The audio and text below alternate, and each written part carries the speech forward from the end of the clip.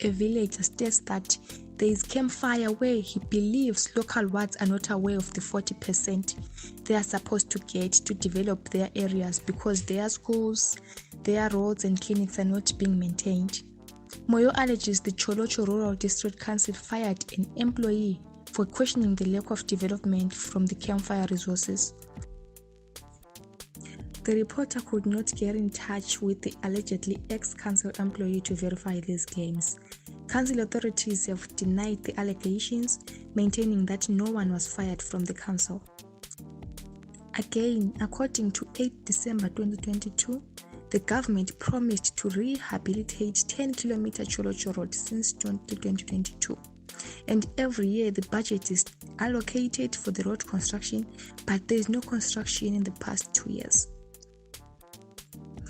Greetings. My name is Princess Ndlovu from the Girls Table. Ngithanda ukulamukela ku podcast yethu yanamhlanje where we'll be focusing more on the transparency in the benefits and allocations from CAMPFIRE resources. So today I have a young woman from Cholocho. Ubizo lakhe elingu-Nancy Mpofu. I want to welcome you ku podcast yethu yanamhlanje Nancy Mpofu, and I would like to hear from you ukuthi wena as a resident of Cholocho, how have you personally experienced the effects of timber harvesting and the perceived lack of infrastructure development in your community? Mina njengomhlali weCholocho ngingumamanyana siyezwa sibili ngendaba yeCAMPFIRE. iCAMPFIRE kuba khona ikhona kodwa kuba khona kwayo asiboni uncedo lwayo. Siyahlaliswa ezihlahleni sizotshelwa ngayo ukuthi kumele sincede ngalokhu la ngalokhu. Sikulinde asikuboni ngitsho khona okukodwa ngoba bayabuya izimota siyazibona sizigijima zivela kuma lezo zigodo. Silinde phela ukuthi sizezwa phela sesitshela ukuthi iCAMPFIRE nansi ikhiphile imali yokuncedisa ngalokhu la ngalokhu. Asiboni lutho. Imigwaqo kathesi sikhuluma nje imigwaqo ifile. Izikolo yithi esimentena izikolo thina omamanyana la nje ezakhamisi yithi esimentena yonke into leyo. Nansani secondary yakhiwe amablock akwananga amaclass abo uhlala ama-teacher akwananga. Imali lezo sizafunakala kithi kube kathi iCAMPFIRE yokumele ukuthi ngayo yasincedisa ngani ngazo nezo zimali ukuze sinjani sithuthuke njengokutshelwa kwethu ukuthi iCAMPFIRE yesincedisa kodwa akasiboni lutho. Okay, ngiyakuzwa Nancy. Okay, let's hear from what other young woman is saying. Uthini yena ngalolu daba?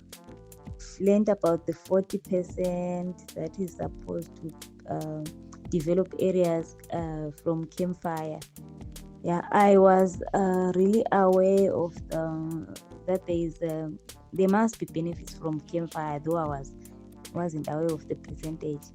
But looking at the development of our area, we find that less is being done. While there's a lot of damage that is being done by timber harvesting, the communities are not benefiting from it. As it is supposed to develop our schools, our roads, our clinics. Our roads are really bad. They are really bad. Yet we have got the CAMPFIRE, which must supply us with the benefits from the harvesting of natural resources. So you find out that in our school, you find a school without water, for a water source, for example. It's very hot these days. Children need water. Even the neighboring villagers, the teachers, and all that must come from CAMPFIRE. So yeah, timber harvesting has got serious effects, yet it doesn't result in the development of our communities. Okay, sengibuyela kuwe futhi Nancy. Ngicela ukubuza ukuthi wena as a young woman ucabangani, are you adequately informed about ama-benefits lawa ama-allocations from ama-CAMPFIRE? And futhi ucabanga ukuthi kuyini okungayenziwa yini to improve this awareness? Thina iCAMPFIRE kasibone ukuthi isebenza njani, iya ngaphi, isuka ngaphi isiyaphetha ngaphi asikuboni, siyayizwa kodwa kasiyiboni. Njalo lama benefits ayo asiwaboni, akulanto esiyibonayo ngitsho. Sizwa lokho ekuthiwa CAMPFIRE iyalincedisa, CAMPFIRE iyalincedisa, asiboni lutho singomamanyana abahlali betsholotsho sicela ukuncediswa. Ingasibili ukuthi uma kuthiwa kulomhlangano weCAMPFIRE, ngoba khona apha bayayenza imihlangano yeCAMPFIRE, sinje thina singomamanyana asidingeki ukuthi sitshelwe. Into yakhona uzwa nje isikhathi sesiphelile sokuthiwa kulomhlangano weCAMPFIRE kumbe kusasa. So uthola ukuthi wena omunye umamanyana akade ungazilungiselelanga khona okubulo hambo lwakho lokuthi uye kwenye indawo, ubusubuya ususizwa vele laba bebehambile babe bengazwanga lutho ukuthi kuthweni, ngoba bona yibo abasitshelayo ukuthi basitshela ukuthi lapha sizolitshela ngezimali zenze CAMPFIRE njana silithembisa ukuthi sizalenzela ukuthi esikhwameni bekule mali engaka, sesithethe imali engaka sasebenzisa kwasala imali engaka. Asikaze sikuzwe khona okusenzakala even sibiziwe kwesebhuku. Asiyazi ukuthi basitshela kuphela ukuthi imali yeCAMPFIRE iyalincedisa, ukuthi sincedisa ngaphi, isisiza ngani asikwazi. Liqiniso esilalo, kodwa siyacela lathi ukuthi uma singomamanyana sitshelwe imihlangano weCAMPFIRE isikhathi sesekhona, okwenza ukuthi lathi sifike sibuze lapho esibuza khona, ngoba abantu abadala abasela ngqondo ezinjengezethu thina esisesebancane sisakhaliphle ukuthi sibone ukuthi i-development iya ngaphi. So abantu abadala baphonga urojwa nje bavume abakutshelwayo okungayisikho, kodwa thina isize yethu intanga yethu omamanyana singabubizwa sibe khona kulomhlangano, sizadinga information enkulu, size sibuze ukuthi vele kona kahle kahle esikhwameni njwana lithethe imali engaka lasebenzisa, esikhwameni kule malini, sizwe ukuthi basitshela besithini. Okay, ngiyakuzwa Nancy indlela elula ngakhona, but ngicela ukubuza ukuthi yiphi indima elingayidlala lina as young women elingayidlala in advocating for a better infrastructure nje ku-community yenu, ku-community development yenu lapha eCholotsho? Sikwazi ukuthi nxa leyo into sabe sibabuze yona basiphendula ukuthi bazasincedisa ngayo, bengasasincedisanga siripota ngaphi okulokho ukuthi iCAMPFIRE ifikile la sakhalaza ngento enje basithembisa ukuthi bazasenzela, abasasenzelanga leyo nto. Singomamanyana siyangaphi, sihamba siyeripota ngaphi ukuze lathi sidlale indima yethu yabo mamanyana sincedise kanjani. Okay, ngiyakuzwa Nancy. UNancy ukhuluma ngokuthi yena ufuna ukuthi bona njengomamanyana bebekwazi ukuthi whenever iCAMPFIRE ibapromisa ukuthi bazabenzela lokhu lalokhu and fail to do that, where do they go to? Baripota kubani? How do they handle the situation? Ngiyamuzwa uNancy, ngiyakuzwa kakhulu, ngiyabonga kakhulu ukuba layo ku-podcast yethu, ama-contributions wonke oba lawo lapha ku-podcast yethu yanamhlanje. So today futhi ngile guest futhi again onguTemba Chivheya, who is the peace lecturer at Lupane State University. Engizacela ukuthi ngizwisise kabanzi kuye futhi ngiyakuyamukela Temba Chivheya ku podcast yethu namhlanje. Ngicela ukuthi ngizwisise ukuthi what specific measures do you believe ukuthi kumele abe implemented to ensure that the 40% of CAMPFIRE resources allocated to local wards are effectively utilized for community development, especially kuma-road maintenance? Specific measures that can be implemented to ensure that the 40% of CAMPFIRE resources allocated to local wards are effectively utilized for community development, especially looking at road maintenance, can include community engagements and probably the carrying out of needs assessment. This will be done to identify road maintenance priorities, for instance, and also surveys and focus group discussions can also be used to try to get the specific needs of the communities in those particular areas.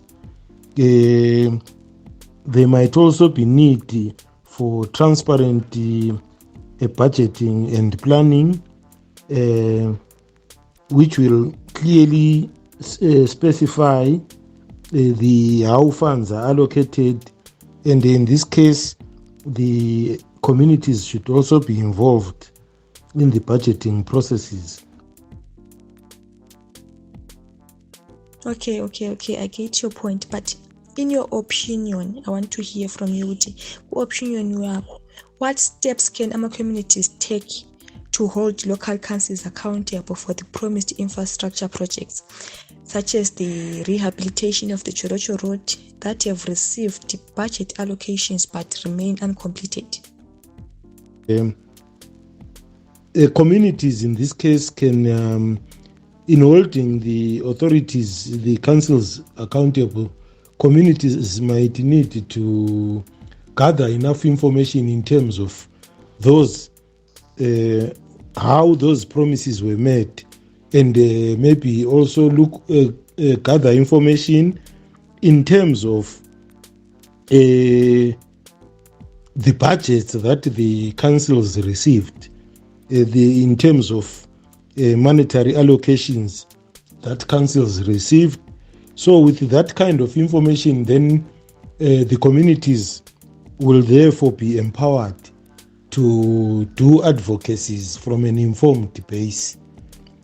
But if communities try to question authorities, in this case these councils, without adequate information, it might also cause some problems for the communities.